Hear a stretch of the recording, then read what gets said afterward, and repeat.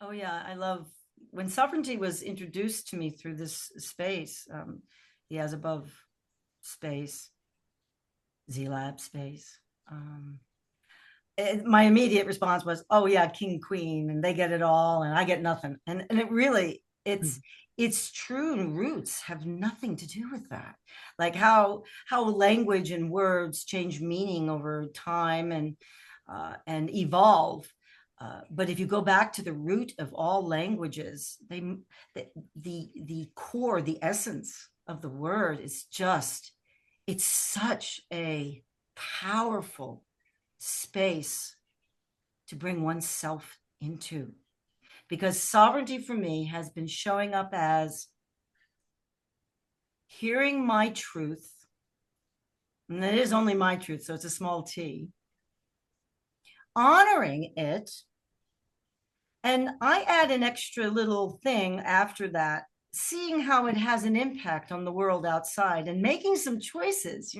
Sometimes it might not land well, so I can be responsible, but it's about it being responsible to myself, probably first, and then to see how being responsible to myself has an impact on the things outside of me externally.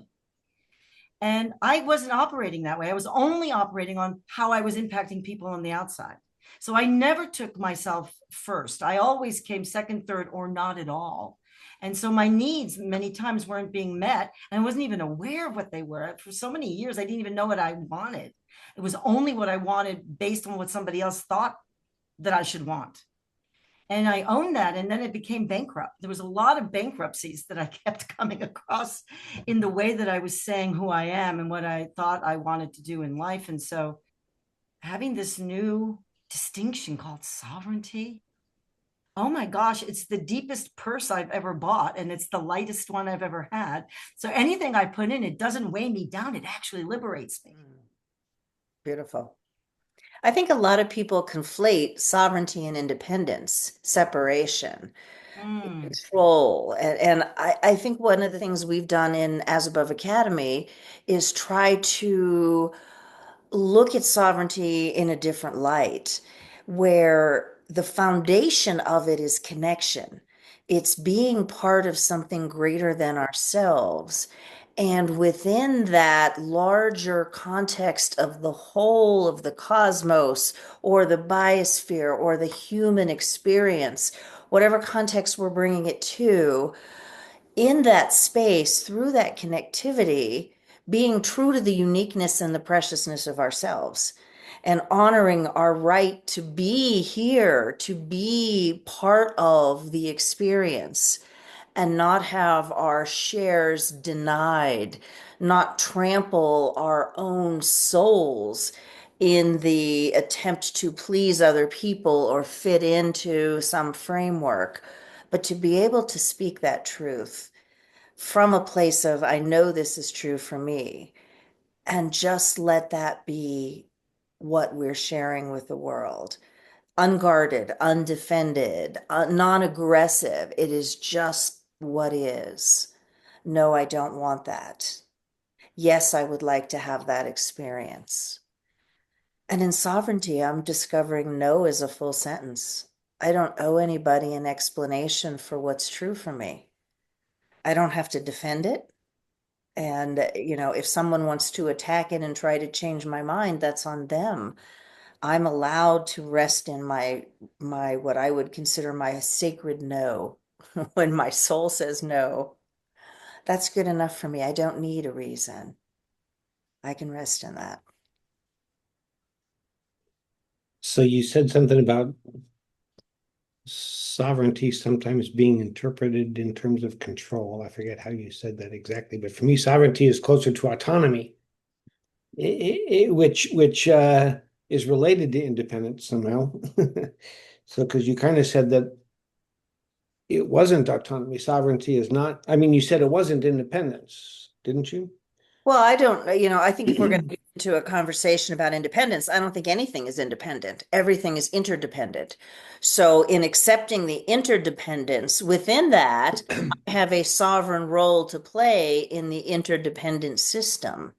And I get to play my uniqueness and preciousness the way that is true for me in the context of the whole, but I can't extract myself from the impact of my own choices. I'm in a context, I'm in a field.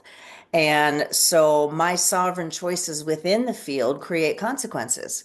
I don't get to divorce myself from the consequences and the accountability of the impact. So that's the interdependence I'm looking at. It's not just the freedom to be sovereign, Yeah. it's the responsibility of the impact I have on the whole.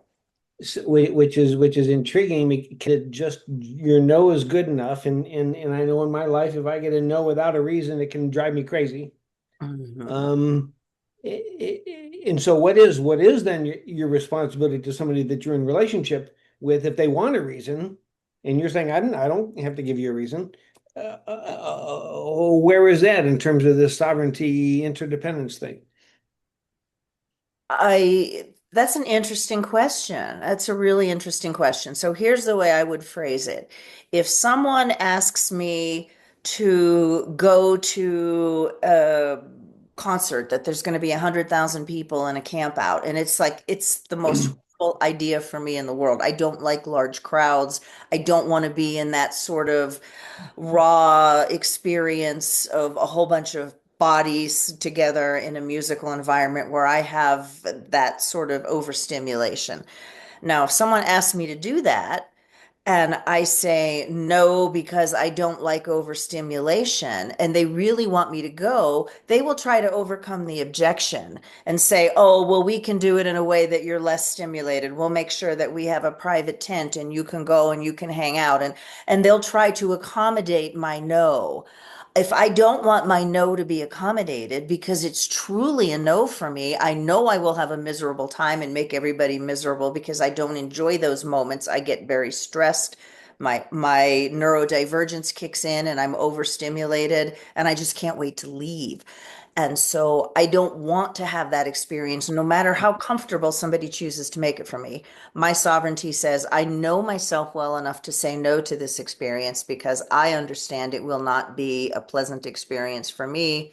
Ergo, it will be unpleasant for the people that I'm with. And they don't have to understand that. That's me knowing my own sovereign truth. And so there are times when I will not give a no plus because I do not want to have someone try to accommodate my explanation and convince me and enroll me to do something that I've already said. But This, Eileen, you're speaking to something beautiful because that means where is your relationship at with that person? Like, could they hear the truth? Can they yes. actually understand that you don't need to be convinced? Your no isn't, oh, convince me, no, right? It's an actual no. And how do we hear that? I think that you're speaking to a relationship that they don't want to hear the no because they have something that's their agenda to have you They have there. a different expectation and Right, agenda. So right. when I'm playing to an expectation or an agenda, I will hold what I call my sacred or holy no, because that's not the field I want to play in. My closest intimates and truest friends, when I say no, that doesn't interest me, they know me well enough to understand why. That to me is like a nightmarish experience. Take me to Coachella and I'm going to be ripping my hair out and dying to get out the door.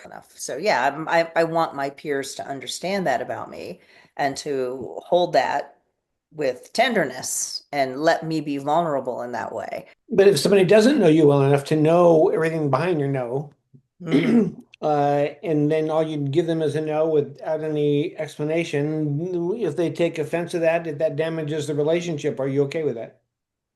So, no, here's the thing. It's not that cut and dried. If somebody doesn't know me well enough, I'm going to give them an explanation once. And if they try to override it, then I'm going to see that's a habit. If that's a habit they have, then I change my behavior. So my behavior is not going to be, I'm always just going to say no with no reasons. I will give reasons if I feel that the reason is useful. If I sense that the person will try to accommodate or override it, they don't get a reason because I'm not playing that game. So my intuition of where that person is in this shared space, are they in their ego wanting something from me and willing to try to enroll or manipulate me to get it? Or are they just genuinely wanting me to come and willing to hear my answer? How they are determines how I meet them. And Peter, you brought up, I mean, Eileen brought up independent, you brought up autonomy, and the word that popped into my head was agency. Agency. I think that you can have a combination of independence and autonomy. And what that can actually look like is your own personal agency. So you are free to make the decisions that make sense to you, and you get to see if it's an impact on the outside, but you have full agency. And I know that in my earlier life, I didn't have full agency. It was really what other people told me to do. So thinking about autonomy, yeah, that's a good component, but I think it's missing still that element. Agency is this sense that's within, that I have agency over my decisions in my life and I get to be responsible, which is what we've always talked about sovereignty, having kind of a business partner that is also a part of being responsible when you have sovereignty. Hmm. Hmm. I like the word agency because agency implies that I have free will and choice to a certain degree, but I'm also held captive by the fact that I'm in an interdependent reality and there is nothing I am going to do that won't create some ripple effect. I have to be cognizant of the ripples that I'm creating, and the more conscious I am of how I'm rippling in the world, the more agency I have to decide what attitude do I want to meet the world with? And how do I want to meet the world? And I want to meet the world from a place where I'm willing to compromise with anybody. I'm willing to navigate and find integrative and synergistic ways of being. But I know when I'm selling my soul, when I'm betraying my soul in order to make peace or ingratiate myself with someone I'm concerned about, or whatever those games are that we play at the surface. So for me, agency is noticing the compulsion to play the game in order to appease, even if it means I'm going to say yes to something that's really a no, and I'm going to create stress for myself and suffering down the road. So I look at that and say, my agency says, no, I hold myself with enough reverence to not put myself in situations that I know will be unpleasantly harmful for me in order to placate other people. Doesn't mean I don't stretch. I will stretch. I think I've always been fairly sovereign in the sense that we're kind of describing it here. I've had a pretty clear sense of agency my whole life and sort of aware that I'm the one making choices. I've never really had anybody telling me what to do. But the tension is though between my own awareness that it's my choice and yet this strong felt obligation to not say no to people. Yeah, well, that's the people pleasing side of us that we're raised to perform. And when we're young, we're often raised to perform it to keep ourselves safe and comfortable in adult settings. That's not been my motivation. The motivation is not to disappoint other people. So it's you don't put yourself first very often, is what I'm hearing. You put other people's desires above your own. I'm sure there's people that would say that's not true. So how do you find that boundary in yourself, Peter, as to when you say yes and when you say no and take care of yourself? Where's that boundary line and how does that work for you? And that's the crazy part of it is that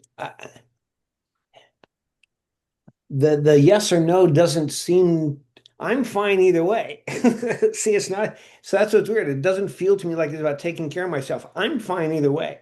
I can say yes, I can say no. I'm either way. One I may have more enjoyment, one I may have to suffer more boredom or whatever else it is. But that's a short-term experience. I'm fine either way.